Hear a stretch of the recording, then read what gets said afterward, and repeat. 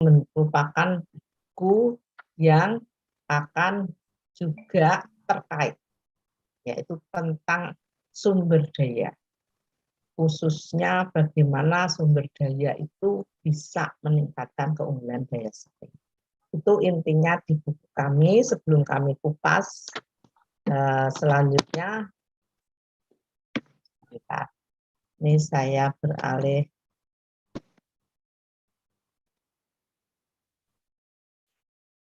Apakah sudah beralih ya? Tambun. Ya. Tambun, Bro. Saya kosongi yang di sini. Ini memang Robin mengatakan sebenarnya kita itu paling ini ya, jadi di direksi ataupun manajer atau direktur itu harus bisa punya strategi.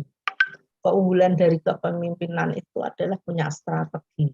Di mana sih strategi itu sebenarnya apa, kan penerjemahnya dari kondisi kita internal, ya, tapi diterjemahkan dalam struktur. Nah, ini sehingga kami membahas di dalam strategi yang di tengah itu untuk bisa mencapai tujuan semuanya.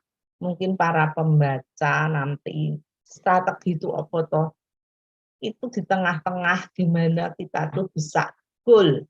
Ya, mungkin semuanya punya strategi beda-beda, tetapi kita tahu bahwa strategi ini pasti didasarkan pada kemampuan, kapabilitas kita sendiri. Misalnya antara kita sendiri, strategi hidup kita ingin sukses jadi pengusaha, ingin jadi dosen, strateginya gimana? Tergantung pada lingkungan kita. Nah, lingkungan itu termasuk diri sendiri, inilah kompetensi dan sumber daya yang ada sebagai input. Baik, saya akan masuk di sini. Apakah sudah ganti? Ampun. Ya, ini nanti intinya. Di dalam buku ini, setiap di strategi itu ada 3 ini. Sebelum buat strategi tentu ada analisisnya. Nah, proses pembuatan strategi ini. Di tengahnya kita formulasi kayak obat ya, buat obat. Obat itu formulasi jamu nek sing manjur itu yo berarti implementasinya yo enak bagus, tapi nek gak manjur ya. Ini sekilas saja, dan nah saya akan jelaskan di mana model strategi diversifikasi kami ini masuk di mana. Jadi suatu strategi itu ada hierarkinya. KB ini punya hierarki ya. Hierarki yang paling ini ya, strategi ya.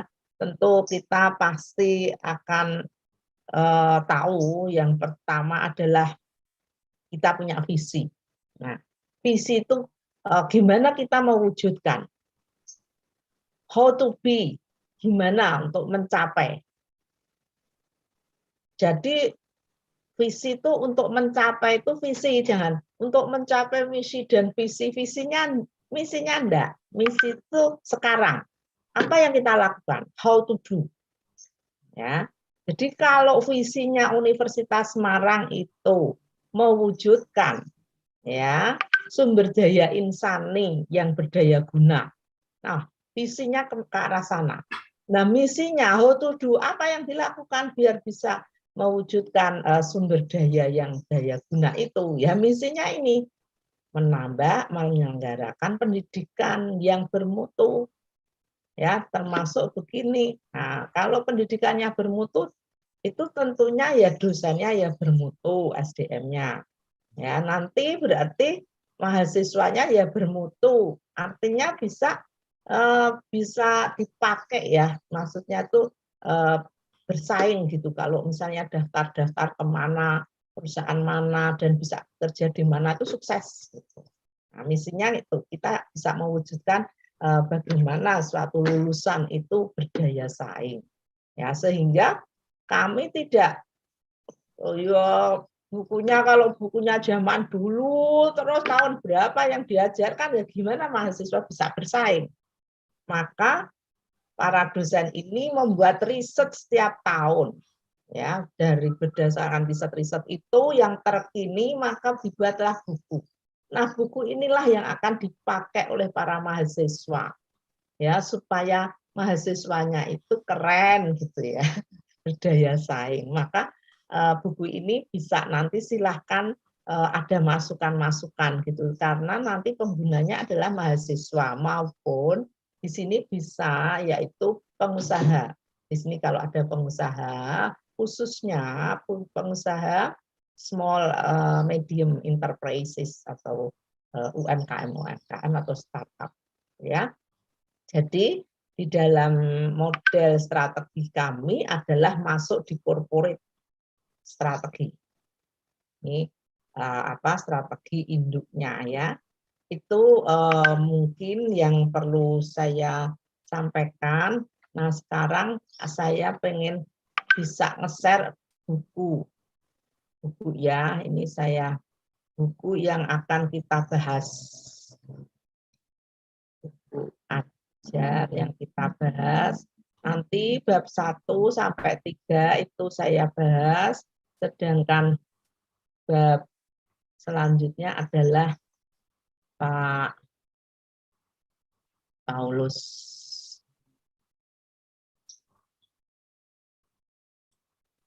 Oke.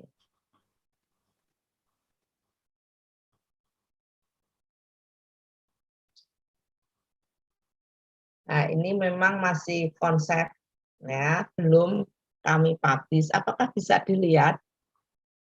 Bisa, Prof. Bisa, Bro. Bisa, Bro. Ini nanti buku yang akan diacu untuk satu mata kuliah manajemen strategi di MM. Nah, bagi yang mengikuti SDM, ya, atau pemasaran, ya, atau keuangan dan strategik. Apakah ini harus strategik? Enggak. Diversifikasi ini nanti saya beri tahu, ini hasil dari penelitian, bukan hanya dari literatur, gitu ya. Ini nanti lebih kompleks. Kita ini kan bahan ajarnya seperti apa. Ini terdiri dari prakata, ya, di dalam buku ajar. Di daftar isinya seperti ini.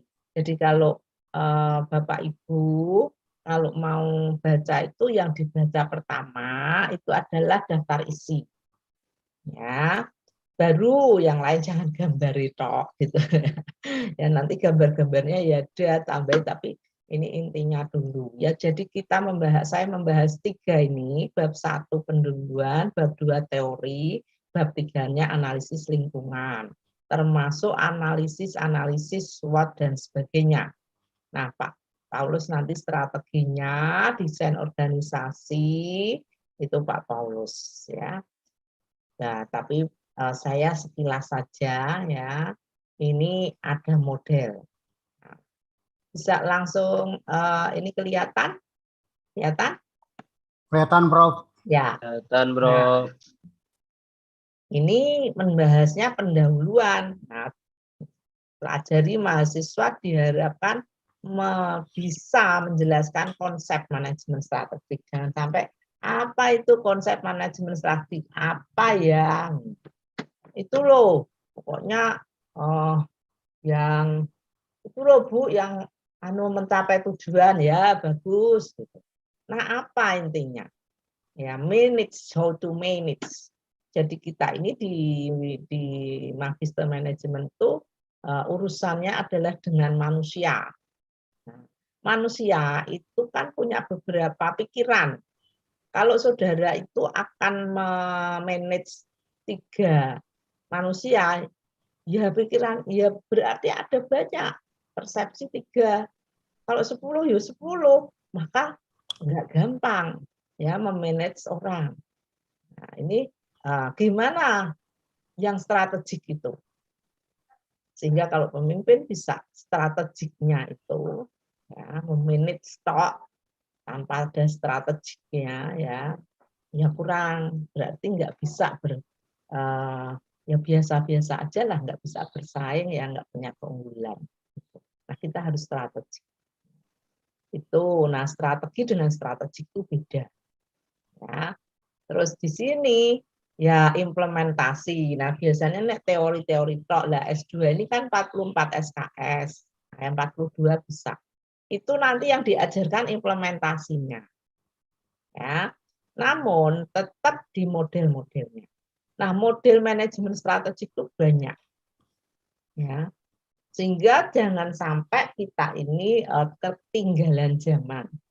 Model seperti apa itu harus didasarkan suatu konsep teorinya. Saya pengen model ini loh Bu, model inilah konsepnya apa. Nah kita misalnya baju saya kepengennya model misalnya trendy kalau milenial, ya milenial nih. Nah milenial itu kan mesti casual. Nah, dasarnya apa sih? Dasarnya adalah konsep-konsep dia yang memang dinamis dan sebagainya, ya, yang dia akan bebas.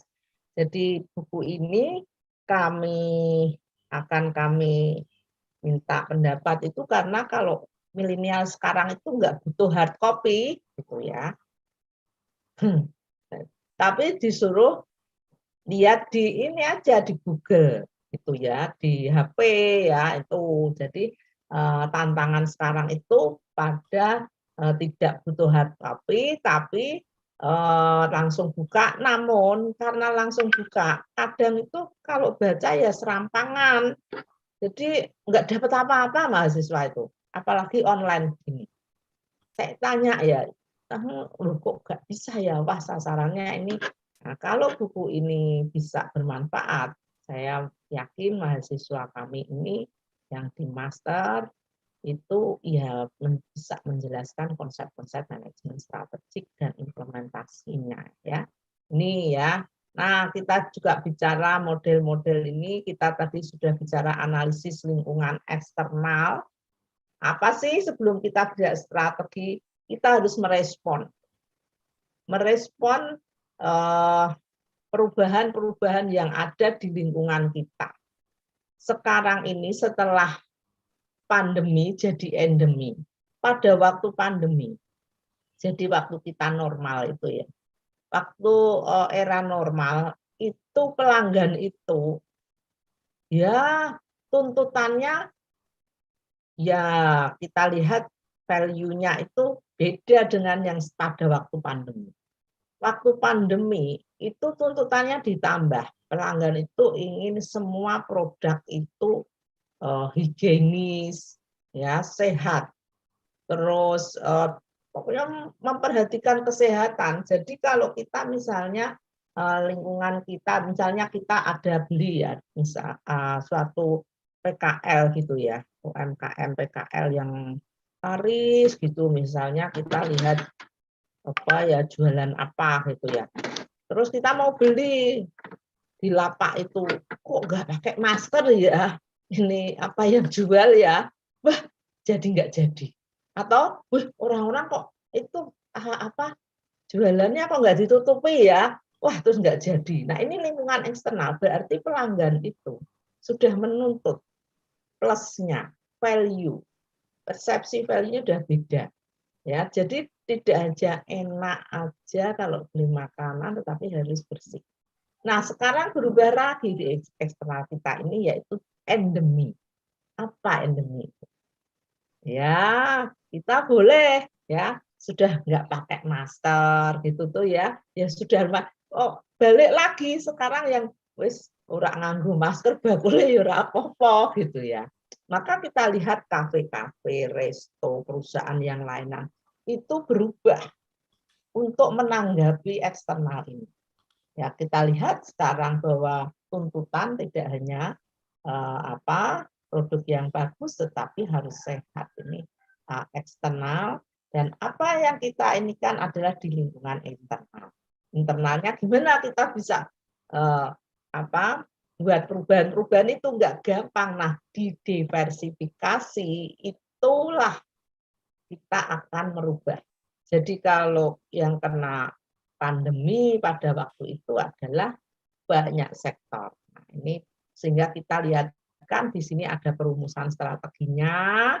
Nah, dengan misi yang seperti tadi saya tampilkan, ada tujuannya, terus strategi, terus kebijakan, pedoman. Nah, pada waktu implementasi strategi, nah ini yang sulit.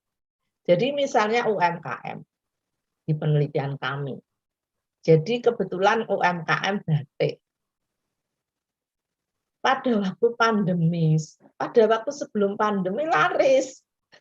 Pada waktu pandemi nggak payu, siapa yang mau beli batik, harganya dibanting pun ya nggak ada yang mau beli. Akhirnya kita harus beralih dari usaha itu, tidak hanya yang related, jadi diversifikasi itu bisa related, unrelated, relatednya kemarin ya membuat kain, tetapi kita harus juga tidak related. Kemarin tuh ya ada produk-produk makanan ya dan lainnya. Tetapi saya minta kepada, karena UMKM itu kondisi internalnya adalah terbatas, maka memakainya adalah diversifikasi related, yaitu tidak hanya berbentuk kain, tetapi berbentuk macam-macam, batik untuk kerudung, untuk tas ya, untuk sandal dan sebagainya. Nah, itu implementasi strateginya. Ini sudah diuraikan. Setelah itu kita evaluasi. Oh, ternyata nggak gampang beralih ya dari batik membuat kain tok menjadi baju. Ya, lah baju wong fashionnya, desainnya gitu-gitu aja, siapa yang mau beli? Misalnya modelnya model tua gitu ya. Lah, model-model yang untuk upacara atau resmi ya nggak ada yang beli. Wong yang beli itu kebanyakan adalah milenial, karena kalau yang sudah tua-tua gitu umur gitu ya, yang usianya sekian, semuanya udah punya batik gitu. Nah, kita buat diversifikasinya ke orang milenial misalnya begitu ya. Nah, kita evaluasi, ternyata laris. Kita uji pasar. Oh, bagus Bu. Wah, sekarang ada pesanan tas ya. Apalagi diversifikasinya saya pakai green economy, yaitu dari bahan recycle. Jadi kalau bahan recycle itu misalnya tasnya sarung goni dan sebagainya ya. Itu. Nah, evaluasinya seperti ini. Sehingga ada pertanyaan-pertanyaan, konsepnya seperti apa. Nah, ujung-ujungnya untuk strategi diversifikasi itu supaya langgeng ya. Jadi kita lihat ada UMKM itu jenisnya 4 pada waktu itu. Yang kena dampak itu benar-benar nggak bisa jualan dan nggak bisa produksi. Tapi ada yang bisa jualan tapi nggak bisa produksi. Atau yang ketiga, dia bisa produksi ini nggak bisa jual. Yang payahnya dua-duanya itu nggak bisa produksi jual itu ya. Itu ini bahan bacaannya, teori-teorinya ini mengacu pada dua. Jadi nanti kalau pada waktu membuat suatu tesis itu harus didasarkan pada teori. Jadi kalau penelitian pun juga gitu, enggak, wah pokoknya saya pengen ini. Nah, basic yang mendasari penelitian itu kan menjawab masalah. Masalahnya ada apa ya? Oh, masalahnya para perusahaan-perusahaan itu pada terdampak. Ya. Nah, gimana biar dia survive, biar bisa langgeng? Ya, membuat strateginya diversifikasi. Nah, di dalam strategi diversifikasi tentu kita lihat dulu analisisnya. Nah, teori yang mendasari ini agensi, yaitu teori-teori yang beberapa konflik interest ya istilahnya ya, antara dipisahkan antara manajer dan agent ya, agent itu prinsipal. Yang kedua kita lihat di teori market base. Nanti kita akan jawab lebih detail kalau tanya jawab aja. Dan ketiga adalah teori resource base. Ini basic teorinya, dan analisis lingkungan seperti yang saya jelaskan bahwa banyak analisis yang nanti mahasiswa bisa membuat strategi dari dasar itu. Itu mungkin yang dari saya ya. Selanjutnya monggo Pak Paulus, saya stop ya di sini. Ini Prof. Matur suwun. Ya, kita banyak ke tanya jawab saja. Baik, saya izin share screen lebih dahulu.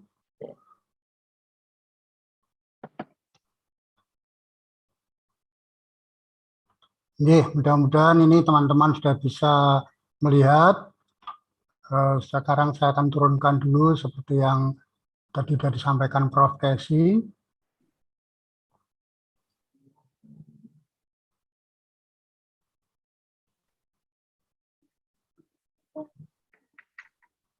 saya kebetulan mendapat bagian yang ke bab 4 dan 56. Ya. Saya sampaikan dulu. Bab 4 itu, bab 3, ya, bab 4 itu isinya apa aja.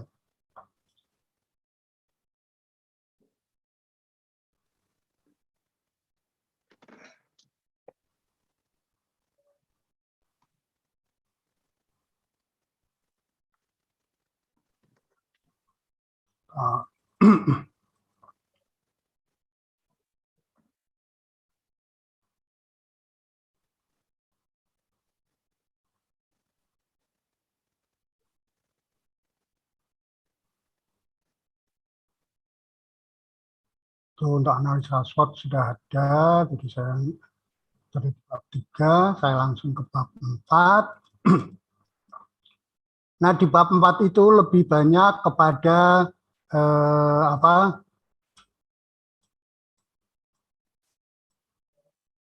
lebih banyak membahas mengenai strateginya, ya. Jadi di sini lebih pada strategi yang sifatnya umum, terus kemudian baru kami menyempit kepada strategi diversifikasi.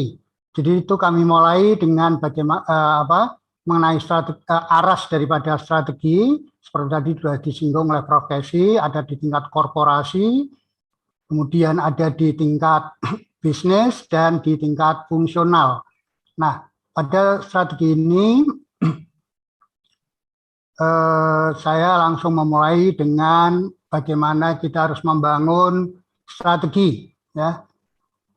Jadi untuk membangun strategi itu saya sampaikan, itu perlu dipahami bahwa ada paling tidak ada 5 hal yang harus diperhatikan, yaitu tentang perusahaan pesaing untuk saat ini dan yang akan datang, kemudian bagaimana keunggulan kita dan kelemahan kita, kemudian perilaku pesaingnya seperti apa, perilaku di waktu yang akan datang seperti apa, dan kira-kira tindakannya dari pesaing itu seperti apa. Itu yang perlu diperhatikan lebih dahulu. Kemudian setelah itu saya masuk pada strategi diversifikasi. Karena kalau kita ketahui di tingkat korporasi itu kan strateginya macam-macam. Ya, ada ekspansi, ada likuidasi dan sebagainya. Nah, maka kita yang fokusnya ada pada strategi di tingkat korporasi. Strategi di tingkat korporasi berarti ini akan ada 2 macam. Ada 2 macam strategi diversifikasi, yaitu adalah apa? Strategi yang related dan non-related. Kalau seperti yang disampaikan, kalau yang related itu tentunya ya masih ada kaitannya dengan bisnis utamanya. Kemudian kalau yang non-related itu adalah yang tidak ada kaitannya, sehingga dia akan keluar dari bisnis intinya. Ya, oleh karena itu kalau kita rujuk, maka strategi diversifikasi di dalam keterkaitannya, ya, related constraint diversification itu akan terdiri daripada related link diversification, kemudian ada bisnis dominan, dan ada unrelated conglomerate. Terus kemudian nanti yang related constraint diversification. Sehingga kalau kita gambar itu ya seperti ini, ya.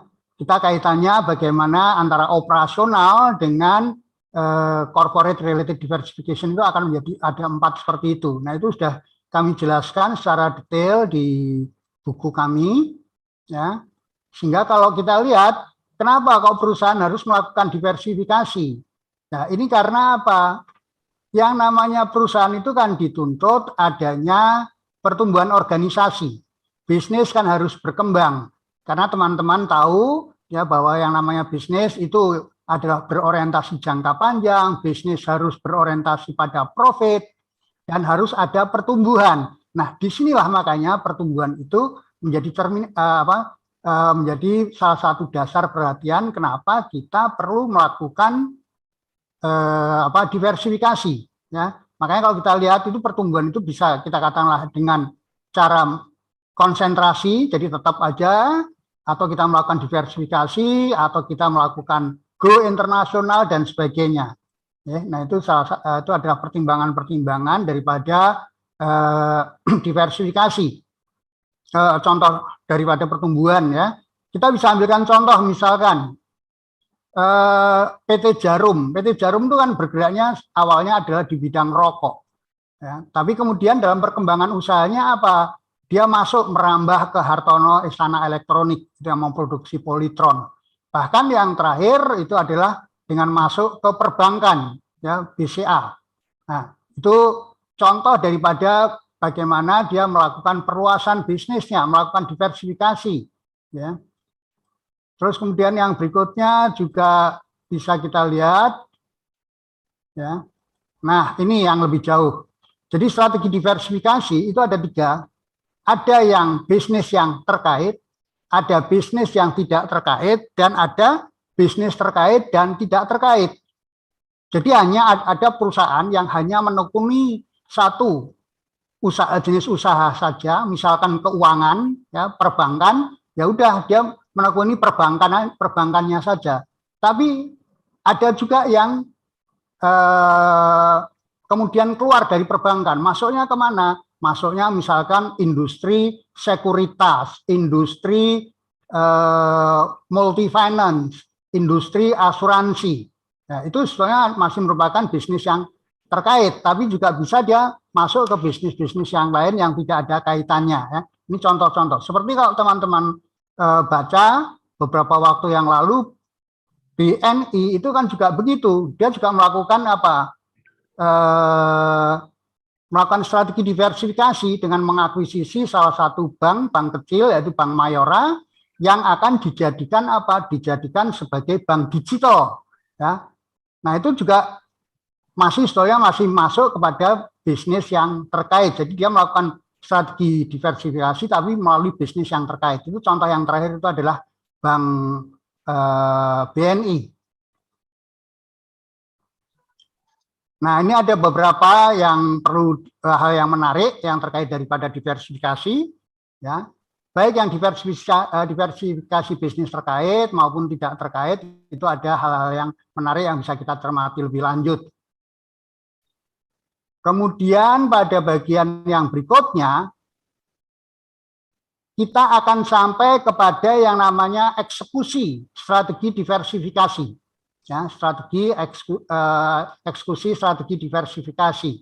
Nah, ini lebih saya tekankan pada praktek sehari-harinya, praktek bisnis sehari-harinya. Ya, seperti yang kemarin di dalam penelitian yang dilakukan oleh Prof. Kesi dan tim, itu juga begitu. Kami melakukan yang namanya pengembangan. Nah, itu juga ada. Ya, mudah-mudahan nanti bisa dicontohkan hasilnya. Ya, dengan untuk melengkapi buku ini. Nah, kita langsung aja lebih dahulu. Kita langsung aja kepada di sini ada istilah ya. Istilah yang namanya due diligence. Nah, teman-teman kalau melakukan strategi mau menerapkan pengembangan usaha, apakah itu dengan sendiri, mengembangkan sendiri atau mau melakukan diversifikasi, itu ada beberapa hal yang perlu diperhatikan.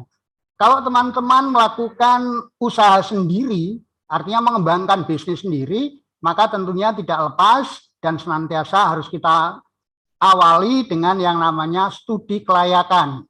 Kita akan melihat studi kelayakannya seperti apa, bagaimana investasinya, berapa, sisi aspek pemasarannya bagaimana, kemudian teknisnya bagaimana, sumber daya manusianya bagaimana, legalnya bagaimana, dan baru nanti sampai ujungnya adalah di keuangannya, sehingga akan diketahui berapa modal yang dibutuhkan, sumber dananya dari mana, terus kemudian juga kriteria investasinya bagaimana, apakah payback periodnya akan pendek atau panjang, kemudian IRR-nya seperti apa, ya itu pasti akan dibicarakan di dalam studi kelayakan bisnis.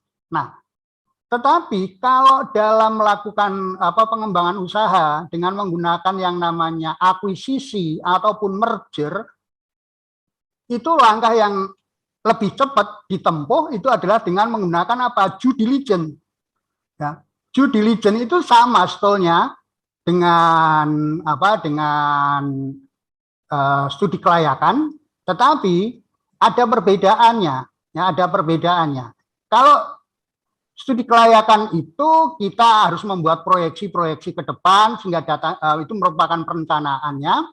Tetapi kalau di due diligence itu justru kita lebih menekankan pada data yang sudah tersedia, ya. Jadi target sasarannya itu perusahaan yang mana itu yang akan diperiksa lebih jauh, ya. Makanya kalau melakukan due diligence itu biasanya kita akan menggunakan, tidak akan bisa berdiri sendiri, tapi kita akan menggunakan atau kerjasama atau menunjuk kantor akuntan, kemudian atau kalau enggak, kalau kita membuat tim, melakukan sendiri ya kita harus membuat tim. Ada yang dari keuangan, ada yang ahli pemasaran, ada yang paham tentang akuntansi, paham legal dan sebagainya. Nah, itu bisa dilakukan seperti itu. Nah, cakupan daripada due diligence itu pasti yang pertama itu aspek finansial. Jadi ini berarti apa? Seluruh laporan keuangannya itu akan diperiksa. Misalkan 3 tahun atau 5 tahun terakhir, laporan keuangannya itu seperti apa. Nah, ini akan kita uji, ya.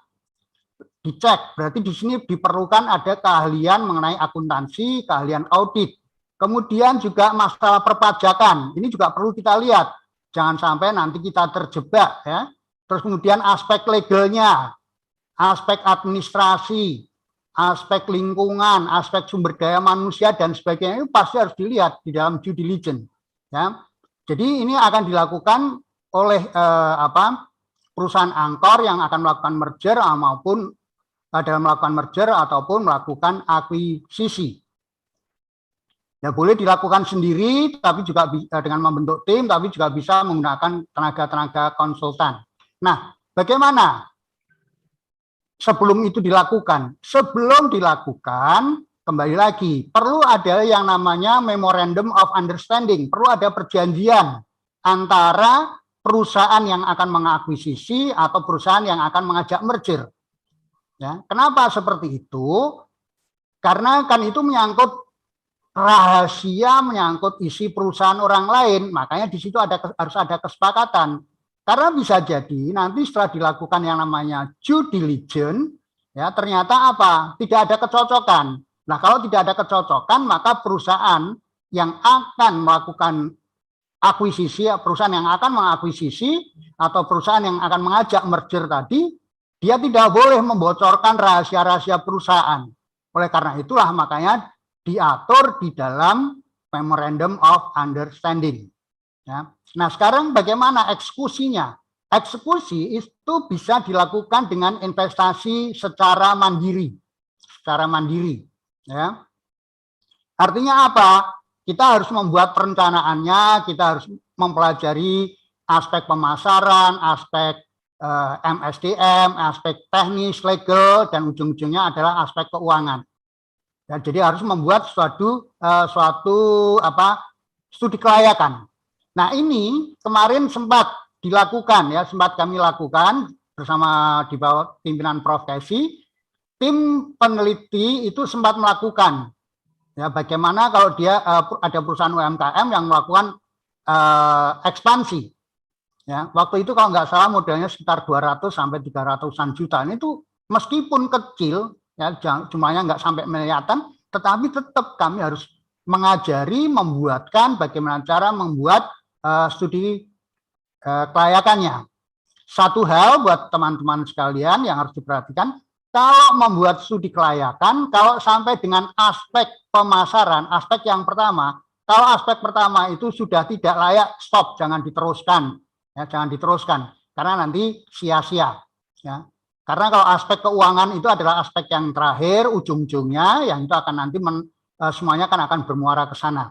Jadi ini di investasi secara mandiri itu perlu adanya studi kelayakan yang mencakup seperti aspek-aspek apa saja yang sudah saya sebutkan. Dan di situ juga perlu ada analisisnya. Analisisnya misalkan apa? Analisis keuangannya. Ya, berapa modal yang dibutuhkan, berapa payback periodnya, berapa berapa IRR-nya dan sebagainya itu pasti diperlukan. Kemudian langkah yang berikutnya bisa juga dilakukan dengan cara merger. Ya.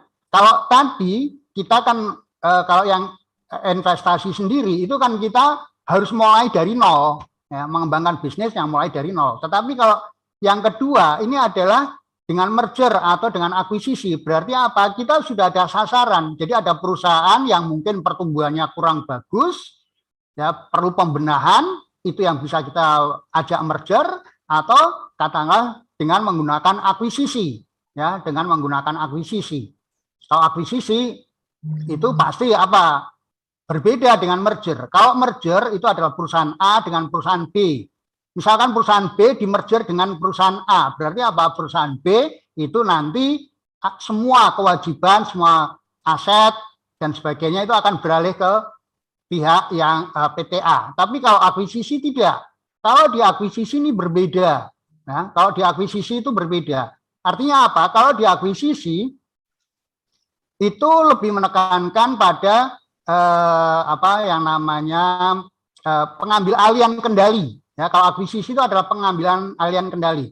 Berarti apa? Ada perusahaan B, perusahaan A dan perusahaan B. Katakanlah yang lebih real, ya, yang lebih real itu bank BNI dengan bank Mayora. Bank BNI itu mengambil alih kepemilikan daripada bank Mayora. Ya, sampai berapa? Kalau yang namanya pengambil alihan kendali itu paling tidak harus di atas 51%. Kenapa? Karena Undang-Undang Perseroan Terbatas itu Undang-Undang Perseroan Terbatas nomor 40 tahun 2007 itu menganut prinsip one share one vote. Nah, kalau kita mengambil alih kendali berarti kan kita harus mengendalikan, maka kita harus menjadi pemegang saham mayoritas. Nah, seperti yang dilakukan oleh Bank BNI, dia mengambil alih saham sampai dengan 61%, ya 61%. Sedangkan sisanya dikuasai oleh pemegang saham yang lama. Ya. Nah, ini apa yang namanya akuisisi. Jadi kalau akuisisi itu perusahaan yang mengakuisisi ada, perusahaan yang diakuisisi masih ada, yang pindah hanya kepemilikan sahamnya dan pengendaliannya. Satu hal yang perlu teman-teman ketahui, Undang-Undang PT tadi itu juga memungkinkan untuk melakukan akuisisi itu bisa dilakukan oleh PT maupun oleh perseorangan. Itu teman-teman bisa baca di Undang-Undang nomor 40 tahun 2007. Terus yang berikutnya, kita juga mungkin memikirkan, wah kalau kita dengan mau ekspansi sendiri, dengan investasi yang cukup besar, atau kita melakukan merger, atau kita melakukan akuisisi, nanti bisa gagal, karena kita mungkin risiko, ya, takut dengan risiko. Nah, kalau seperti itu, kita juga bisa menempuh dengan apa yang namanya joint venture. Patungan, jadi kita mendirikan perusahaan patungan, di mana sebagian sahamnya dimiliki kita, dan sebagian lain dimiliki oleh partner kita. Nah, itu tujuannya adalah untuk meminimalkan risiko, meminimalkan risiko. Kemudian yang berikutnya pada bagian yang bab 6. Di bab 6 ini kami buatkan struktur organisasi.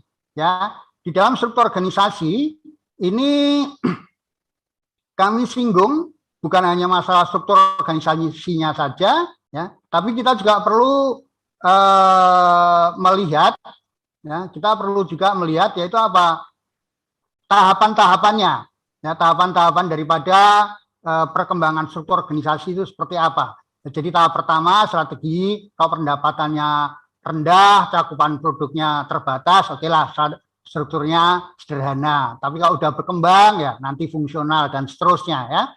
Nah, itu sudah kami sediakan contoh-contoh kita bahas mengenai struktur organisasi, ya, struktur organisasi. Seperti yang dilakukan di hasil penelitian kami dengan profesi, dengan tim, ya, itu menyebutkan bahwa karena masih dalam upaya masih bisa dikendalikan, ya, struktur organisasinya masih struktur organisasi yang sederhana, ya, belum menggunakan struktur yang divisi atau struktur SBU, apalagi struktur organisasi matriks, ya. Jadi itu yang kami bahas di dalam bab 6. Kemudian yang tidak boleh dilupakan yaitu apa? strukturnya sudah tersedia, maka perlu yaitu tadi SDM-nya. Nah, karena apa? Sebagai pimpinan perusahaan, sebagai pemilik, dia kan pasti di dalam perkembangan bisnisnya perlu apa? Perlu ada yang membantu. Nah, oleh karena itu apa? Perlu dipilih, dicari manajer-manajer kunci. Nah, manajer kunci itu bisa dari dalam, bisa dari luar perusahaan. Tapi kembali lagi, kita juga harus memikirkan bagaimana struktur organisasinya. Ya, struktur organisasi yang cocok itu seperti apa? Ya, karena kita tidak bisa menjiplak suatu struktur organisasi dari perusahaan lain kemudian kita pakai. Itu tidak bisa karena masing-masing kan punya keterbatasan dan kelebihan. Oleh karena itu apa? Kita harus melihat dulu pilihannya seperti apa, dan yang berikutnya ada hal yang terkait untuk memilih struktur organisasi, yaitu apa? Kita harus melihat dulu cara pandang di tingkat korporasi. Ya, di sini sudah kami sampaikan, ada contohnya, ya, karakteristik. Untuk abad 20 dan abad 21 itu beda cara pandang korporasinya.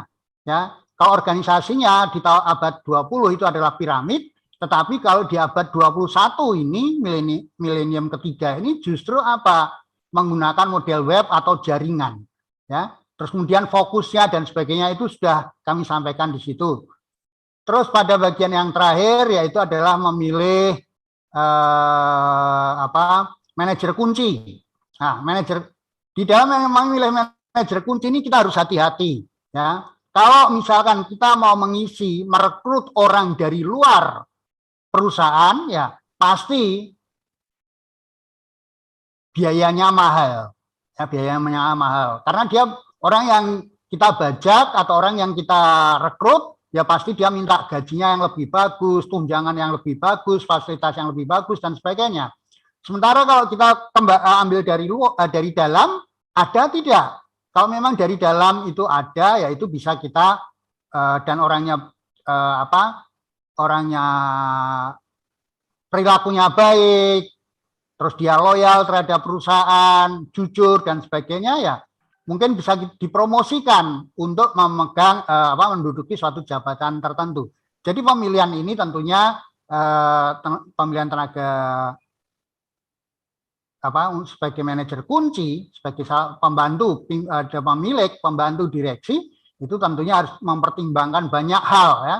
Pasti biaya, tapi yang tidak boleh dilupakan yaitu masalah integritas. Kemudian pada bagian akhir teman-teman sekalian, ya, buku ini kami lengkapi juga dengan daftar pustaka. Daftar pustaka ini masih tergolong baru, ya. Buku-buku ini masih tergolong baru, misalkan seperti Coulter, kemudian Des, ya, kemudian Michael Heath itu yang ke edisi itu terbitan tahun 2017, ya, dan yang lain-lainnya itu sudah sangat memadai. Di samping juga ada jurnal-jurnal, ya, yang kami pakai. Terus yang berikutnya, nanti pada bagian akhir, ya pada bagian akhir ini, daripada buku ini, itu kami lampiri dengan studi kasus. Ya, studi kasus. Yang pertama, studi kasus yang sudah kami susun, yaitu adalah tentang analisis portofolio bisnis. Ya, analisis portofolio bisnis. Karena kembali lagi, dengan melakukan diversifikasi, kita perlu melakukan analisis portofolio. Ya. Nah, itu yang pertama. Kemudian yang kedua itu kami juga melengkapi dengan kasus akuisisi, ya, akuisisi. Soalnya sudah ada yang akuisisi, tapi kami lebih cenderung tertarik dengan yang baru. Yang baru itu apa? Yang baru itu yaitu adalah case-nya daripada BNI yang mengakuisisi Bank Mayora. Jadi itu nanti sebagai hal yang perlu dipelajari bersama-sama. Dan kemungkinan besar nanti saat atas izin Prof. Kesi tentunya kami juga akan melampirkan misalkan studi, ya, dengan yang dilakukan secara mandiri, yaitu tadi contoh daripada studi kelayakan tentang bagaimana perusahaan UMKM itu melakukan ekspansi usaha, ya, itu ada contohnya. Oke. Itu kira-kira saja yang bisa saya sampaikan kepada teman-teman. Waktu selanjutnya kami kembalikan kepada Bu Yuli. Terima kasih. Ya, terima kasih Pak Paulus dan Prof. Desi atas pemaparan dari buku yang akan diterbitkan. Baik untuk teman-teman mahasiswa, Bapak Ibu semua, untuk sesi selanjutnya adalah sesi diskusi. Monggo untuk memberikan komentar ataupun masukan ataupun pertanyaan. Jadi kita sharing saja ya Bapak Ibu untuk materi yang sudah dipaparkan oleh Prof. Desi dan Pak Paulus. Monggo Bapak Ibu.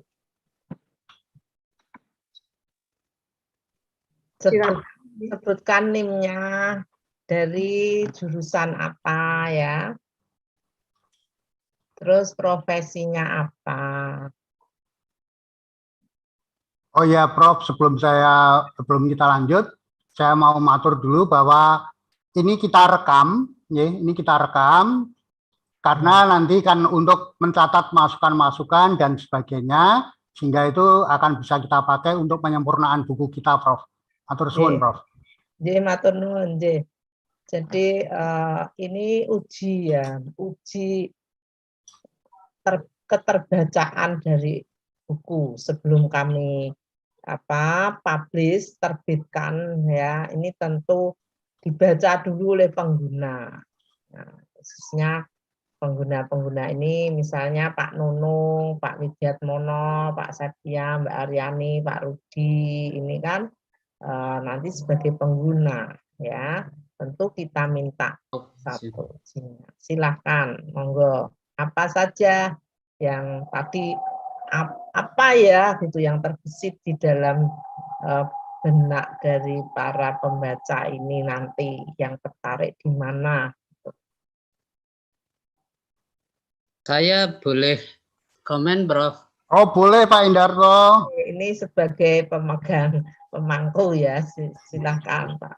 Ini Pak dosen yang akan baca juga nanti juga sama ininya ya Pak ya. Konsentrasinya silakan Pak. Langsung Bu Yuli. Monggo Pak In. Baik, terima kasih Prof. Desi, Pak Paulus, Bu Yuli, teman-teman semua, selamat pagi. Saya hanya komen aja, teman-teman semua, buku ini saya kira buku yang bagus ya, baik untuk menjadi bahan bacaan karena buku ini ditulis berbasis riset. Jadi ini dari hasil riset Prof. Desi dan Pak Paulus dan tim. Jadi keunggulannya adalah buku ditulis berbasis riset, jadi berdasarkan pengamatan, berdasarkan pengalaman empiris di lapangan yang kemudian dipadukan dengan baik literatur maupun jurnal yang menjadi acuan. Sehingga kalau istilahnya Prof. Agusti berdasarkan imajinasi sosial dan imajinasi teoritis. Kemudian melahirkan sebuah konsep. Saya kira bagus sekali sebagai buku rujukan. Dan teman-teman tidak usah membaca banyak buku karena buku ini disarikan dari berbagai literatur tadi yang ditampilkan di bagian akhir oleh Pak Paulus. Itu komentar yang pertama. Kemudian komentar yang kedua, Prof. Desi dan Pak Paulus, judulnya Manajemen Strategi Diversifikasi. Bayangan saya tadi akan lebih spesifik membahas tentang diversifikasinya. Ya, tapi ternyata diversifikasi hanya menjadi satu bab dari buku ini. Saya pikir semua disetting menulis atau membahas secara mendetail tentang diversifikasi. Itu kemudian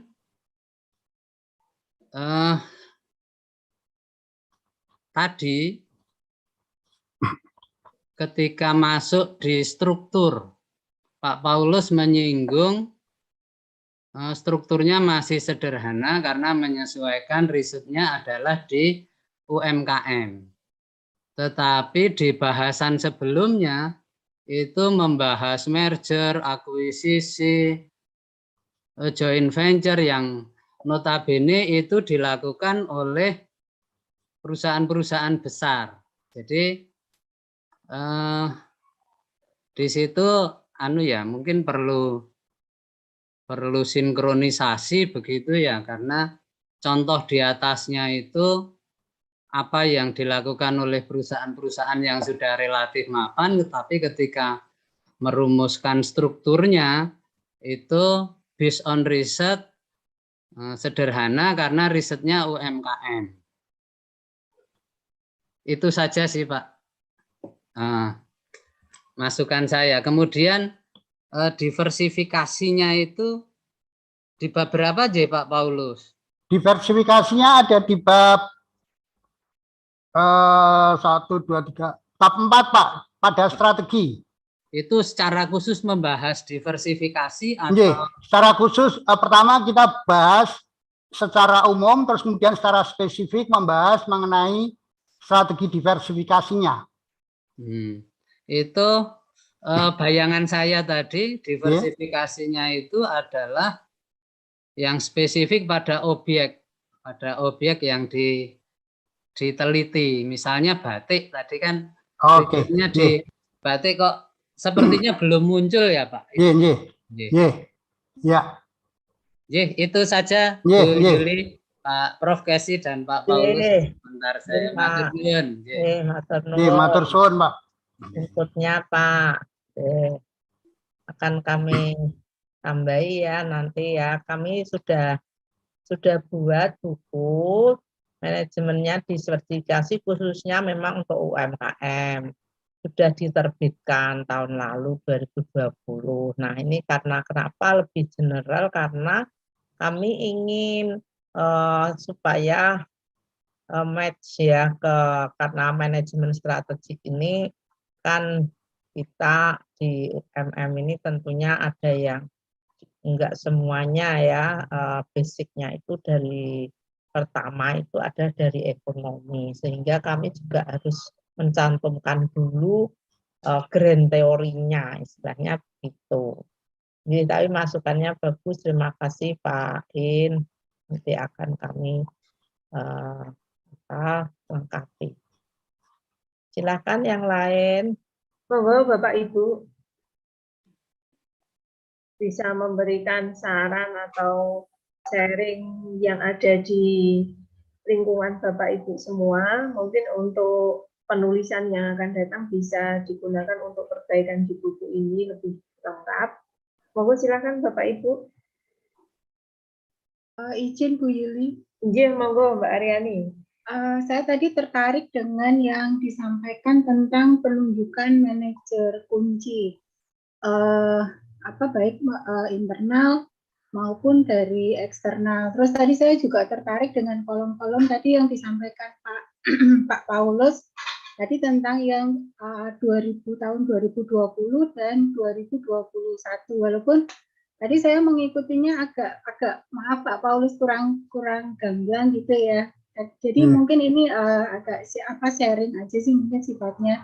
Dan saya tertarik sekali tentang hal itu karena memang saat ini saya sedang mengalami hal itu gitu Pak. Jadi kayak misalnya tadi yang disampaikan, kalau saya tadi nggak salah menangkap itu adalah penunjukan manajer yang tepat belum tentu itu merupakan strategi yang baik atau apa tadi ya untuk mengembangkan sebuah perusahaan. Nah itu kalau misalnya untuk hal ini saya dulu mengingat materinya yang disampaikan Pak Indarto waktu itu tentang budaya, terutama budaya kulturnya.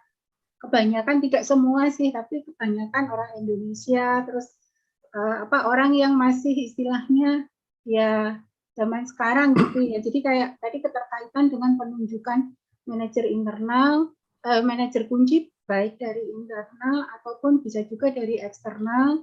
Terus tadi orientasi yang apa istilahnya tahun 2020 dan 2021.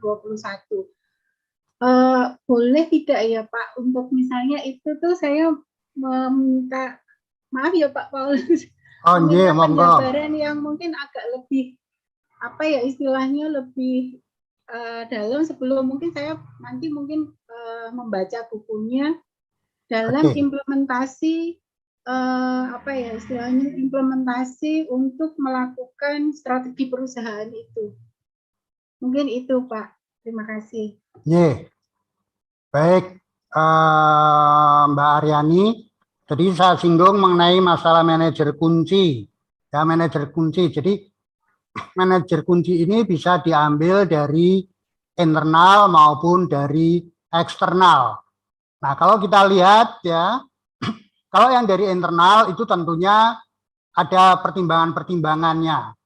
Pertimbangan-pertimbangannya misalkan dia sudah mengenal budaya organisasi di perusahaan tersebut.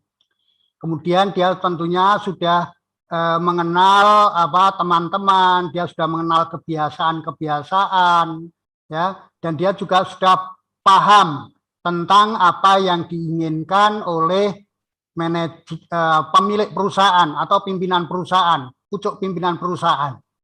Sehingga ini adalah kalau kita lihat dari sisi MSDM, sebetulnya ini adalah kesempatan atau peluang untuk melakukan promosi. Ya, biar orang itu kalau memang prestasinya bagus ya sepantasnya lah dilakukan promosi kan begitu. Ya, kalau di lembaga-lembaga non sewu, sambilkan contoh, misalkan kalau di lembaga keuangan, di perbankan dan sebagainya, itu biasanya kita menggunakan yang namanya model urut kacang, ya, senioritas atau apa itu kan bisa dipertimbangkan. Nah, ini tentunya kalau kita lihat dari sisi biaya itu akan lebih murah. Ya, sisi biaya itu akan lebih murah. Misalkan seseorang yang tadinya dari asisten manajer kita dongkrak menjadi manajer keuangan begitu Mbak. Ya, itu kan paling hanya nambah gaji, nambah fasilitas, terus kemudian katakanlah kalau dia butuh mobil ya kasih mobil yang baru meskipun nggak baru sekali, itu kan bisa dihemat. Tapi beda sekali kalau misalkan kita mengambil dari eksternal. Kalau mengambil dari eksternal, ya kalau memang di dalam itu tidak ada orang yang bisa dipromosikan, maka kita bisa mengambil dari eksternal. Kita misalkan buka lowongan, kita mungkin bisa bajak atau hijack ya. Nah ini tentunya kalau orang-orang yang seperti ini yang kita rekrut dari luar, itu pasti dia akan menanya, di samping masalah integritas dan sebagainya, kita lihat, pasti yaitu terkait dengan biaya. Orang pindah dari satu perusahaan ke perusahaan yang lain itu ujung-ujungnya apa toh Mbak? Ujung-ujungnya itu duit ya. Pasti dia akan minta gaji. Nah dia minta gajinya ya pasti berlipat. Nggak mau lah kalau cuma dibayar 1,5 kali dari gaji yang sekarang. Pindah ya pasti paling nggak sekian. Ya, dia minta fasilitas, mobilnya baru dan sebagainya dan sebagainya. Jadi di sini ada cost. Kelemahannya apa? Kalau dari sisi eksternal, yaitu orang tadi belum tentu paham dengan budaya yang ada di perusahaan kita, ya. Sehingga dia perlu menyesuaikan. Nah, menyesuaikan ini butuh waktu atau tidak? Pasti butuh waktu. Ya. Sambilkan contoh, Mbak. Ya, sambilkan contoh. Ini kejadian yang benar. Dulu di tahun 1988 pada saat saya masih di Jakarta, ada perusahaan yang namanya PT Bakri Brothers, miliknya Pak Abu Rizal Bakri. Dia pengen membenahi perusahaannya. Dia membajak orang. Yang dibajak siapa? Yaitu adalah Pak Tanri Abeng. Pak Tanri Abeng itu dia adalah salah satu manajer, ya, pimpinan yang sudah sangat terkenal pada waktu itu. Dan dia waktu itu adalah menjabat sebagai direktur utama dari PT Birbintang, ya, Birbintang.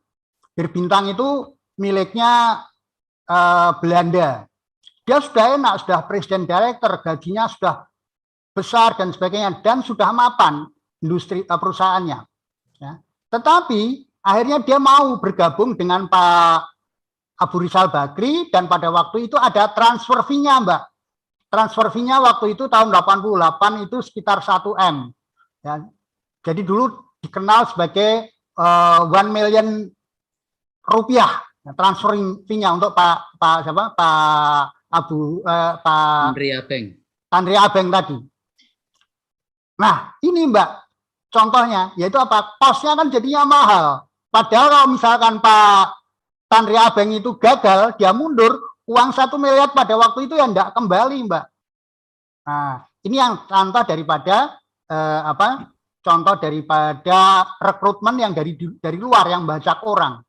Nah, tapi kenyataannya ya Pak Tanri Abeng orangnya karena memang tangan dingin, dia bisa membenahi. Nah, di situ dia bisa membenahi PT Bakri. Ya. Dan kemudian kalau kita bisa mengenal pada tahun berapa itu Pak Bakri Brothers, ya, Pak Abu Rizal Bakri menjadi salah satu orang terkaya di Indonesia. Ini contoh aja dari bagaimana kita menunjuk manajer kunci. Pasti di dalam menunjuk manajer kunci, peran daripada siapa? Peran MSDM, manajemen sumber daya manusia, itu menjadi sangat penting. Ya, karena harus mempertimbangkan berbagai macam hal, pengalaman, dan integritas, pengetahuan tentang bisnisnya, dan sebagainya. Yang ujung-ujungnya pasti ya nanti akan sampai kepada rupiahnya itu tadi, Mbak Aryani. Itu yang mungkin bisa saya sampaikan kepada Mbak Aryani. Jadi kalau kita mau melakukan rekrutmen, mau mengisi orang-orang untuk menduduki manajemen kunci, ya pasti kembali lagi harus dipertimbangkan masak-masak. Ya, pikir masak-masak. Sumber daya manusia kita bagaimana, sumber daya keuangan kita bagaimana, mendukung atau tidak. Itu Mbak Aryani.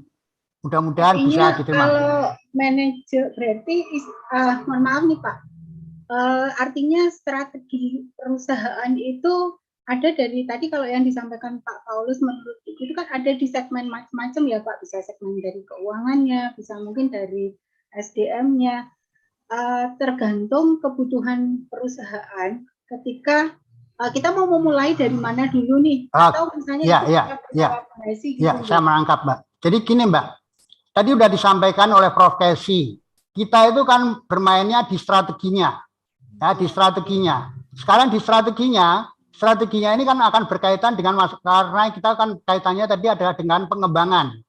Kalau pengembangan berkaitan dengan pertumbuhan. Nah, karena dengan berkaitan dengan pertumbuhan, perusahaan yang tadinya kecil itu akan meningkat. Ya, saya ambilkan contoh dari perusahaan yang termasuk golongan mikro, kemudian dia akan meningkat, katakanlah masuk ke golongan kecil. Ya, kalau mikro itu kan omset penjualannya hanya sekitar 2 miliar. Ya, tapi kalau yang kecil itu kan 2 sampai 15 miliar kalau kita merujuk pada peraturan yang ada sekarang. Nah, katakanlah kalau perusahaan itu mau masuk ke golongan yang lebih besar, pasti kapasitasnya kan perlu ditingkatkan. Ya. Dan dengan semakin meningkatnya pekerjaan, tugas-tugas pekerjaan dan berbagai macam hal, pasti kegiatannya bertambah, berarti kita juga perlu menyesuaikan struktur organisasinya, ya struktur organisasinya, karena semuanya kan nggak bisa ditangani sendiri oleh pemilik, pasti pemilik butuh pembantu atau direktur membutuhkan manajer-manajer yang sesuai dengan bidangnya, kemampuannya masing-masing. Nah, untuk itulah maka perlu diisi, ya kita kan harus membuat desain strukturnya dulu, struktur organisasinya seperti apa. Ya, mau yang dipilih yang seperti apa? Tadi dari struktur sederhana, katakanlah berubah ke struktur fungsional. Nah, kalau di struktur fungsional itu kan ada manajer pemasaran, manajer keuangan, dan sebagainya. Nah, ini yang mau ngisi itu siapa? Ya, pasti yang dibutuhkan adalah orang-orang yang paham, yang punya pengalaman di bidangnya. Nah, ini yang harus kita cari. Apakah itu dari dalam perusahaan atau dicarikan dari luar? Itu persoalannya, yaitu dengan cara yang namanya manajer kunci. Dan jangan lupa, ya Bapak Ibu sekalian, teman-teman, kalau membuat struktur organisasi itu harus dilengkapi dengan apa? Uraian jabatan dan spesifikasi jabatan. Ya, ini biasanya konsentrasi MSDM yang belajar job specification sama job description. Itu perlu dilengkapi. Nah, sekarang kalau itu sudah dibuat spesifikasi jabatannya seperti ini, ada tidak orang yang dari dalam? Kalau tidak ada orang dari dalam, kan perlu kita cari dari luar. Nah, kalau orang dari luar ada, tapi ya tadi kembali lagi pada biaya. Gajinya minta besar, kemudian fasilitasnya juga perlu bertambah dan sebagainya, kan itu. Itu yang perlu dipertimbangkan, Mbak. Ya, Mbak Aryani. Iya, Pak. Terus yang berikutnya yang perlu saya sampaikan juga, ya, teman-teman kan juga diberi kuliah tentang pengembangan organisasi, ya. Ada mata kuliah PPO. Nah, itu ada kaitannya dengan ini, ya, dengan pemilihan manajer kunci, kaitannya dengan struktur organisasi dan sebagainya. Itu yang perlu dipahami, ya. Saya rasa itu Mbak Aryani mungkin bisa menjawab apa yang menjadi pertanyaan penjenengan. Atur suwun. Matur nuwun Pak Paulus. Sami-sami.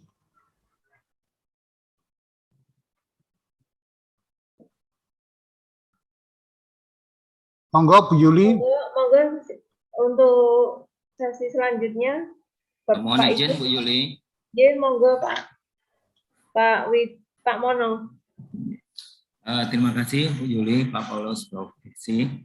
Mungkin yang ingin saya tanyakan ini Pak Paulus, bagi saya mungkin ini sesuatu yang agak awam ketika saya harus berpikir mengenai pengembangan usaha. Jadi saya posisinya, saya belajar nih, saya tertarik ketika mungkin ketemu suatu saat saya mencoba untuk membuat suatu usaha, ketika kita kemarin misalkan di kondisi pandemi seperti itu ya, kita akan mencoba untuk, kemungkinan berarti ini yang akan saya lakukan. Cuman ada bayangan seperti ini mungkin Pak. Tapi ketika saya misalkan bergerak di UMKM permakanan ya, saya mencoba untuk bergeser ke sana. Tapi di sisi lain perusahaan-perusahaan yang lebih besar gitu juga melakukan strategi yang sama gitu ya. Akhirnya jadi apa yang saya lakukan itu bisa dibilang kalah gitu Pak. Bayangan saya, kira-kira ada nggak nanti kita di buku ini bagi orang-orang yang masih belum terbiasa di dunia itu ketika pengen belajar, ada alternatif solusi juga nih ketika saya bergerak mencoba mengembangkan di suatu bergeser ke diversifikasi yang lain. Ketika ada hambatan, aku bisa melakukan juga geser ke yang lain itu bukan. Begitu mungkin Pak. Jadi ada alternatif bagi orang-orang yang membaca nanti bisa semakin semangat gitu. Mungkin itu Pak Paulus, terima kasih.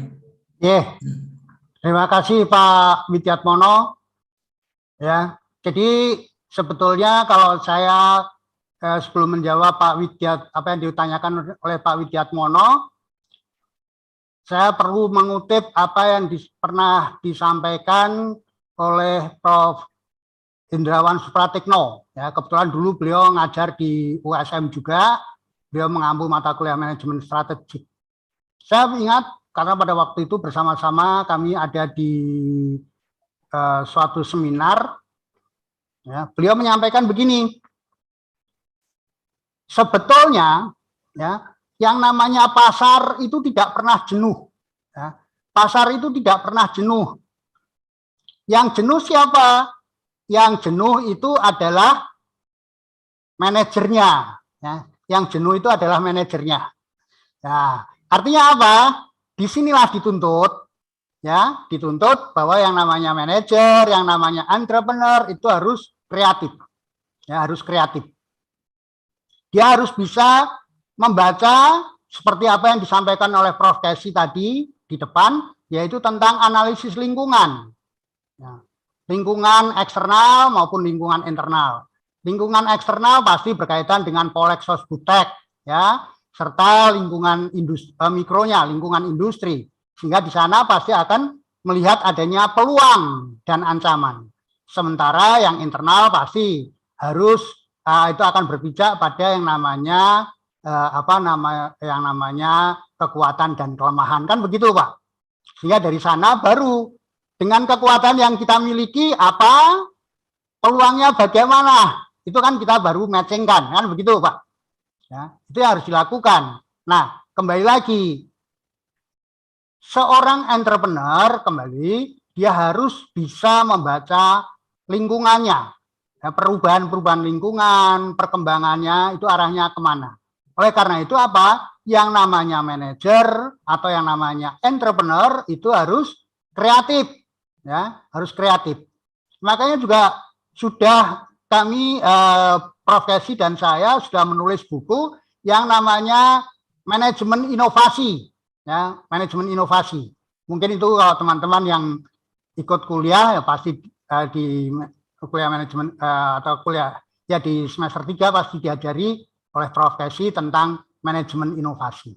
Jadi kembali lagi Pak Widiatmono, di buku kami tidak membahas yang sedetail itu Pak, ya tidak membahas sedetail itu karena sudah sesuai dengan ininya itu adalah strategi diversifikasi, sehingga tadi hasil riset yang sudah dilakukan oleh tim itu memang sudah muncul yang namanya ada buku tentang yang berikut yang sudah ada buku yang lainnya. Tetapi kembali lagi sesuai dengan usulan dari Pak Endarto, yaitu kami akan memasukkan hasil daripada contoh daripada pengusaha kecil tadi yang tadinya hanya membuat batik aja, terus kemudian sekarang dia masuk melakukan diversifikasi, yaitu dengan apa membuat baju dan sebagainya. Yaitu pasti nanti akan kami singgung. Itu saja Pak Widiatmono. Mungkin bisa ditambahkan, J. Prof. Ya, terima kasih banyak Pak Paulus. Nih pakarnya sudah panjang lebar ya. Pak Widiatmono, kalau enggak gini ya, usaha itu tidak harus sendiri. Kalau belum mampu, maka harus berkolaborasi. Jadi di diversifikasi itu akan mempermudah melakukan kolaborasi. Ya, misalnya begini, saya hanya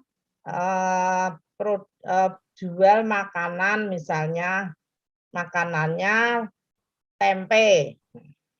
Berarti gimana ya? Aku mau berubah. Oh, tempenya apa namanya? Masuk kafe ya, misalnya ya. Atau oh, saya nggak mau tempe, Bu. Nah, saya mau ke ini apa namanya? Kopi. Nah, sekarang gimana semuanya harus ikut-ikutan kopi?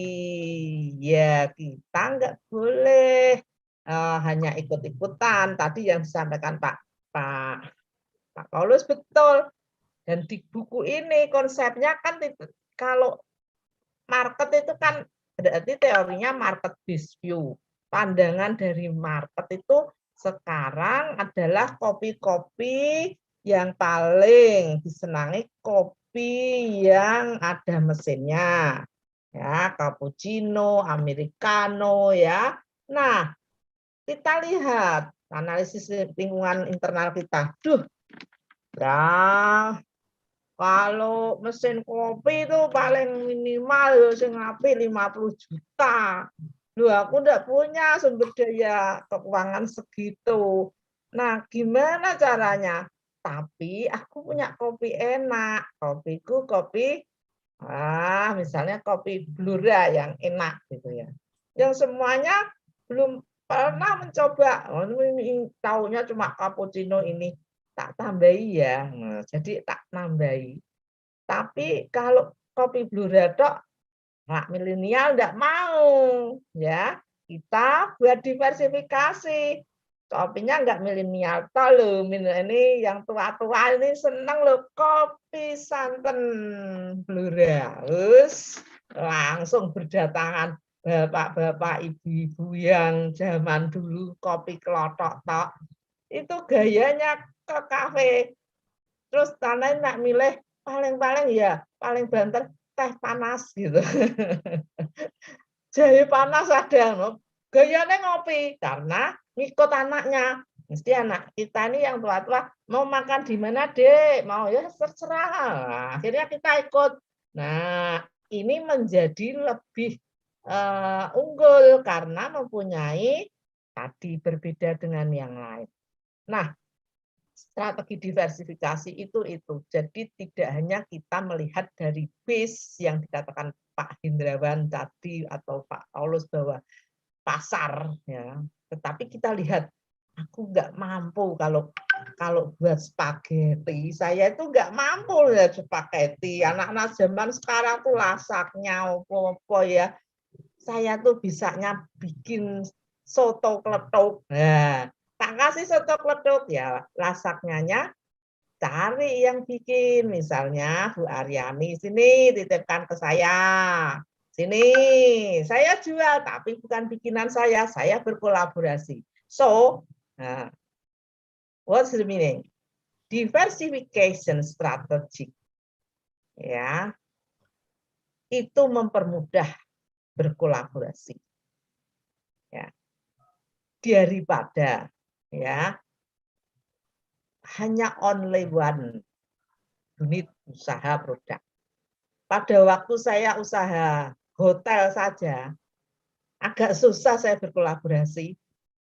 Tetapi begitu saya buka kafe Jayanti dan Kopi Wis, saya punya banyak kolaborasi. Ada yang pedagang bandeng itu cabut duri, ada yang bebek, ayam, tahu bakso, semua itu kerjasama saya supplier, ya. Semua saya nggak harus ke pasar, langsung sudah Bu ayam sehari 30 kilo ini. Nah, sehingga ini biaya. Kalau saya sudah punya supplier kolaborasi yang bagus, harganya murah, maka daya saing bisa. Maka di Jayanti nggak mahal-mahal, wong kita ini suppliernya langsung, belinya nggak di orang kedua, langsung. Terus ininya fresh-fresh semua, misalnya bandeng cabut duri Madura. Nah, masa ada, wah enak. Nah, biasanya kan kemarin hanya bebek, ayam, ikut-ikutan semua Pak Widiatmono. Wah, ada KW. Nah, Bu ini ya. Nah, saya sekarang tuh, contoh ya. Jadi diversifikasi itu nanti tidak hanya yang gede-gede gitu. Jadi menurut Ansoff ya, Ansoff itu adalah pionir dari diversification. Apa intinya? Yaitu keanekaragaman. Ya, keanekaragaman tidak hanya usaha, tetapi bisa produk, bisa pasar. Pasar saya menempuh tidak hanya orang tua. Jadi kalau ke Jayanti milenialnya banyak, ya, tapi orang tuanya sudah ada. Ini diversifikasi pasar, ya, itu. Saya kira ini sudah jam 10 sampai jam berapa, Mbak Yudi? Gimana Pak Widiatmono mau bahas? Enggak, Prof. Terima kasih, Prof. Membuka wawasan, menambah wawasan saya. Terima kasih. Ya. Ya, itu yang tadi saya sampaikan, Pak Widiat, bahwa yang namanya manajer itu, yang jenuh itu kan manajer. Makanya apa? Ya, dibutuhkan kreativitas. Oke. Iya, Pak Paulus. Terima kasih, Pak. Monggo, Bu Yuli. Ini ada satu pertanyaan lagi di kolom chat, Pak Paulus. Oh, nggih. Saya lihatnya dulu. Selesaikan dulu ini aja. Bu Yuli boleh izin, Bu? Ye, monggo Pak Nunung. Ye, monggo. Terima kasih Prof. Casey, Pak Paulus, dan Bu Yuli. Yang pertama, setelah saya melihat, mungkin belum membaca secara detail ya, Prof dan Pak Paulus. Di dalam pendahuluan,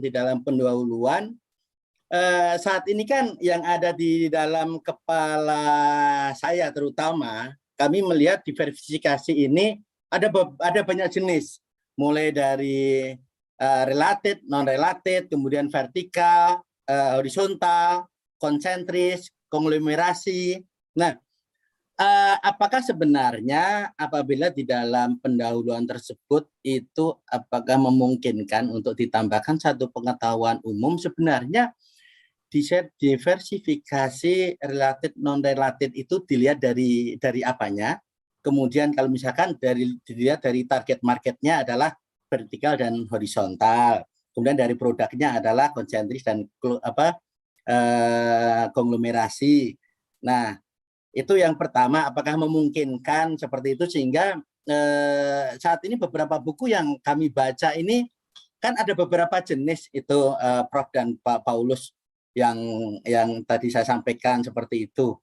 Ya, kemudian yang kedua, karena ini adalah hasil research, kira-kira bagaimana kemungkinannya untuk menambahkan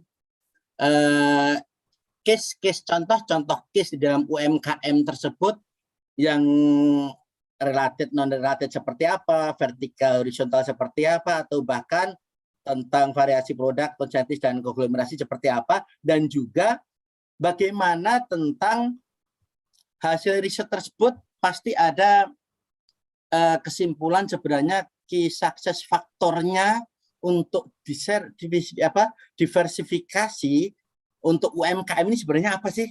Oh, UMKM ini akan lebih berhasil kemungkinannya apabila memenuhi beberapa syarat, memenuhi mungkin ada key success faktornya seperti itu. Nah, mungkin hal tersebut dari kami, mohon maaf Prof. Kesi dan Pak Paulus. Terima kasih, Matur Nuwun. Pak Paulus izin ya. Ye, monggo Prof. Saya dulu, soalnya Ye. saya jam 10 ngajar. Oh iya, Jam 10 ngajar. Begini, terima kasih ya Pak Nunung. Saya pertama harus terima kasih acknowledgement-nya kepada LPDP ya. Ini tadi lupa enggak ini kan.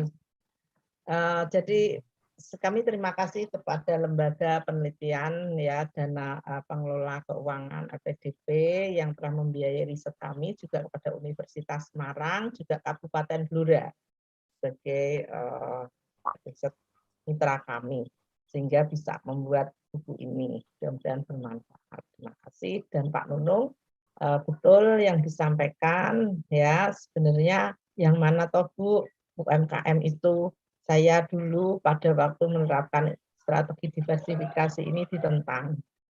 Apakah bisa UMKM? Seperti tadi yang dijelaskan pertama bahwa hierarki dari strategi ya diversifikasi ini adalah paling tinggi, yaitu korporasi, supaya dia dan syaratnya adalah dia akan tumbuh, expand. Artinya apa? Dia mempunyai kelebihan dari sumber daya.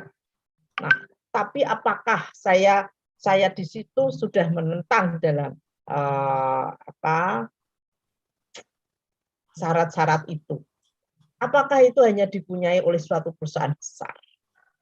Dan sehingga setelah saya membaca semuanya literatur dan secara empiris, menurut pandangan saya bahwa diversifikasi itu banyak tingkatannya.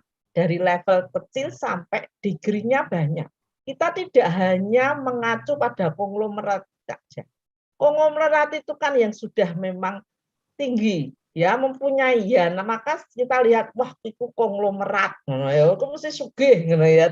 Nah, artinya kan banyak sumber dayanya, uangnya banyak. Tapi yang nggak punya, yang kita terdampak UMKM-nya. Itu strateginya gimana? Itu bukan strategi nipu, itu bisnis. Nah, bisnis ada, diversifikasi itu menurut pandangan saya semua keanekaragaman. Saya mengambil dari Ansor, ya, variasi. Jadi tidak hanya itu, boleh, produk juga boleh. Nah, maka saya tidak menganjurkan yang konglomerat, yang banyak-banyak. Saya mengankan yang levelnya itu diversifikasi masih degree-nya rendah. Kalau tinggi, inovasinya tinggi, itu bahaya. Dia nggak bisa. Itu syarat-syaratnya mungkin ya. Nanti mungkin kami bukunya akan kami spesifikkan ya. Nah, tunggu tanggal mainnya untuk buku yang akan datang ya Pak Paulus ya. Sementara bacalah ini dulu supaya ini. Terima kasih tetapi teman-teman semuanya uji kebacaannya. Oke. Enggak, baik. Pak. Sebagai tambahan dari apa yang disampaikan oleh Prof. Kesi, ya kenapa kok di bukunya itu kenapa kok yang kita jadikan objek riset kita itu adalah UMKM. Nah, ini ada pertimbangannya lebih dahulu Bapak Ibu, ya. Kalau kita merujuk pada undang-undang Omnibus Law atau Cipta Kerja yang sekarang ini masih lagi ada penyempurnaan, tapi sudah ada PP-nya, PP nomor 8 tahun 2021. Yaitu dikelompokkan. Bahwa yang namanya UMKM itu kan dikelompokkan. Mikro itu ada omsetnya hanya sekitar 2 miliar, di bawah 2 miliar, terus kemudian kecil itu sekitar 15 miliar, terus di bawah 50 miliar sampai dengan 15 miliar itu masuk kriteria menengah. Nah, kenapa kok kita sesuaikan dengan yang kecil mikro? Nah, ini ada pertimbangannya. Karena pada awal kami melakukan penelitian, waktu itu dibiayai dengan biaya dari Dikti yang dikenal dengan Stranas sejak tahun 2014, itu menunjukkan bahwa mayoritas mereka itu adalah pengusaha-pengusaha golongan mikro. Yang kami temukan di Batik di Blora itu adalah pengusaha golongan mikro dengan omset dan omset penjualan di bawah 2 miliar. Nah, oleh karena itulah maka kami fokusnya ke sana. Ya, fokusnya ke sana. Nah, memang di dalam buku kami yang satu itu ada, kami bahas secara detail ya, hasil-hasilnya seperti apa. Bahkan tadi sudah saya sampaikan bahwa kami juga sampai kepada contoh studi kelayakannya, itu juga ada. Nah, tapi memang di dalam buku ini kita belum memasukkan. Tapi nanti kami akan diskusikan lagi dengan Prof. Casey dan atas masukan dari teman-teman, pasti itu akan kami masukkan, ya, kami sisipkan sehingga menjadi lebih lengkap seperti yang disarankan oleh Pak Indarto, yaitu tentang apa hasil risetnya itu tentang batiknya itu muncul gitu loh. Ya, itu nanti akan kami tampilkan. Nah, namun karena judul daripada buku ini adalah manajemen strategi diversifikasi, maka kita ya tidak hanya membahas yang besar, kecil, tapi yang besar pun juga harus kita bahas. Ya, sehingga dengan demikian apa? Kita bisa mendapatkan gambaran-gambaran yang lebih kompleks tentang apa yang dimaksud dengan diversifikasi seperti yang disampaikan oleh Prof. Casey tadi. Salah satu keberhasilan daripada orang melakukan diversifikasi yaitu apa? Tentunya keberanian menanggung risiko. Ya, keberanian menanggung risiko. Karena pada waktu Prof. Casey dan tim itu menyarankan satu perusahaan untuk coba menerapkan hasil studi, yaitu masuk, kalau tadinya hanya buat kain batik aja, coba sekarang ditingkatkan menjadi ada apa? Ada udeng, ada baju dan sebagainya. Itu mereka tadinya takut. Kami harus mendidik, kami harus mendampingi, dibuatkan studi kelayakannya sampai detail. Dan setelah itu mereka didampingi, desainnya bagaimana juga diajarkan, orang ini berani. Ya, orang ini berani. Sehingga dengan tadi dengan sedikit nambah investasi, mereka berani melakukan menerapkan strategi diversifikasi. Berarti di situ apa? Harus ada keberanian untuk menanggung risiko yang terukur. Ya. Dan yang berikutnya harus ada apa? Keterampilan. Harus keterampilan. Tapi kalau misalkan pemiliknya, orangnya itu sudah dididik macam-macam, tapi kalau katakan wong wis ngene wae sudah berhasil ngapain macam-macam. Nah, ini kan ceritanya lain lagi. Ya, jadi kembali lagi, keberanian daripada seorang entrepreneur itu menjadi salah satu faktor kunci suksesnya. Kira-kira seperti itu, Pak Nunung. Matur suwun, Nggih, sami-sami. Ini kemudian ada satu pertanyaan lagi. Ini dari siapa ini, saya lupa ini. Pak Herianto atau siapa ini? Herianto, Pak. Oh, Pak Herianto. Ini tapi di luar konteks kita ya. Pertanyaannya adalah seperti ini, kenapa proses merger atau akuisisi tidak berhasil, bahkan terjadi di perusahaan besar, misalnya Hewlett Packard ya, yang mengakuisisi Palm, itu sebagai contoh. Nah, kembali lagi Pak Haryanto, untuk melakukan akuisisi, melakukan merger itu pasti tidak bisa modelnya model mendadak. Ya, perlu adanya studi, perlu adanya studi kelayakan. Di samping juga yang tadi saya sebutkan perlu adanya yang namanya due diligence. Nah, oleh karena itu hal yang saya sebutkan tadi itu perlu dilakukan lebih dahulu. Makanya apa? Di dalam proses baik merger maupun akuisisi itu harus didahului dengan yang namanya pembuatan MOU, Management of Understanding. Ya, terus kemudian baru dilakukan studi kelayakannya dan sebagainya. Nah, tapi jangan lupa ini apakah sudah sesuai dengan visi misi daripada bisnisnya. Ya. Katakanlah kalau dia sampai keluar daripada bisnis intinya, core bisnisnya, ya pasti resikonya tinggi. Ya. Karena apa? Dia kan memulai yang baru. Tapi kalau dia memulai dari, dia misalkan melakukan merger atau melakukan akuisisi dari perusahaan yang memiliki core bisnis yang sama, itu tentunya akan lebih mudah. Ya. Jadi kembali lagi, peran daripada pimpinan puncak perusahaan yang akan mengambil yang mau melakukan akuisisi itu menjadi sangat penting. Ya. Itu tidak boleh dilakukan secara mendadak, tapi perlu diikuti. Artinya harus ada perencanaan yang matang dan sebagainya dan sebagainya. Ya. Misalkan saya ambilkan contoh seperti BNI atau katakanlah seperti yang bukan sebelum BNI kan baru saja. Seperti yang dilakukan oleh Pak Khairul Tanjung, ya. Pak Khairul Tanjung itu kan tahun lalu kan melakukan akuisisi terhadap salah satu bank yang namanya Bank Harda sampai dengan 71%. Ya. Itu kan kalau dipikir mau kemana, wong dia sudah punya Bank Mega sudah besar dan sebagainya, ngapain ngambil Bank Harda yang kecil? Ternyata di balik itu ada tujuan tertentu, yaitu apa? Dia pengen merubah yang bank kecil tadi menjadi bank digital bank. Itu. Nah, sehingga dia tadi berani ngambil sampai dengan melakukan akuisisi dan sebagainya. Jadi dia pasti mempelajari terlebih dahulu. Sama seperti bank BNI. Bank BNI itu kan bank konvensional. Nah, sekarang kalau bank konvensional ini dilayani terus dengan model-model konvensional untuk UMKM dan sebagainya, ya dia kan kasihan. Oleh karena itu apa? Perlu sekarang sudah masuk era digitalisasi. Makanya dia masuk ke bank Mayora, mengambil alih Bank Mayora yang nantinya akan dijadikan bank digital. Tapi kembali lagi. Ya, tapi kembali lagi.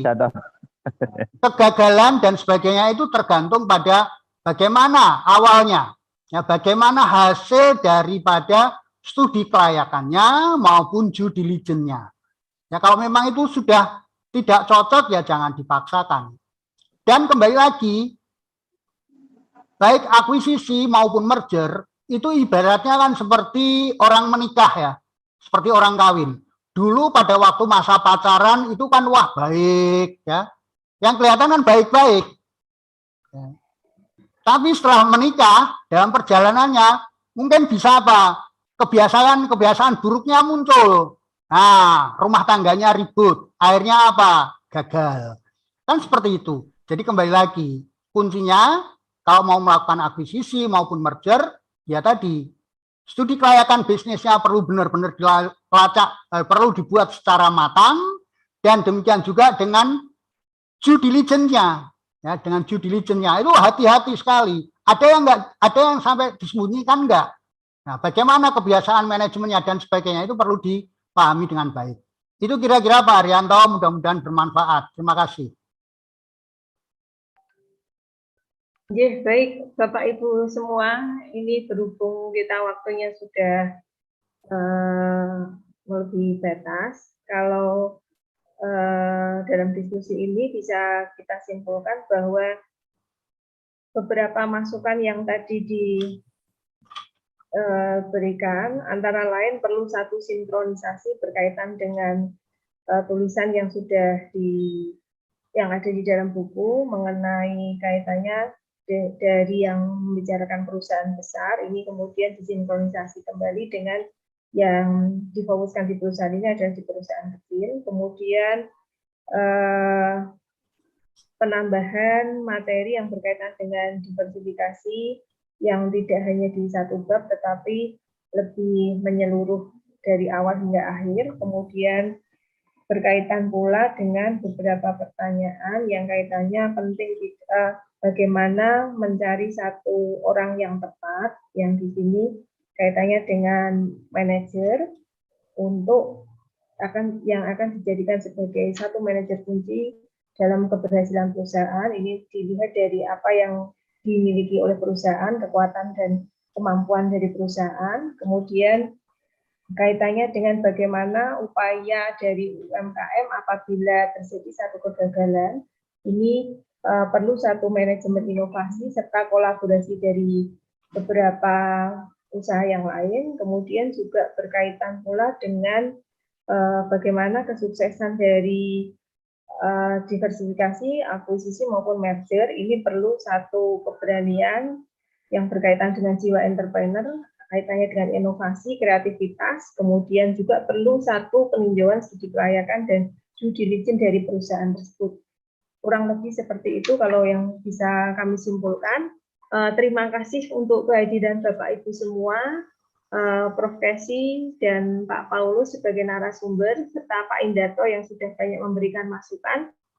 Mudah-mudahan acara ini akan sangat bermanfaat untuk keberlangsungan dari kegiatan berkuliah di program Magister Manajemen. Terima kasih, sampai ketemu untuk pertemuan akademik yang akan datang yang mungkin akan sangat memberikan kebermanfaat bagi kita semua. Akhir kata, Assalamualaikum warahmatullahi wabarakatuh. Terima kasih, selamat pagi, salam sehat semua. Matur nuwun Bapak Ibu semua. Terima kasih Bapak Ibu atas masukannya. Terima kasih.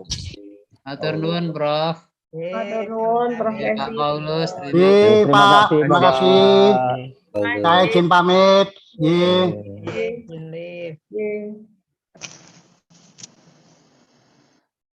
Terima kasih Bu Yuli. Iya Pak Indarto, sami-sami. Teman-teman, sampai ketemu teman-teman. Sampai ketemu. Pak In.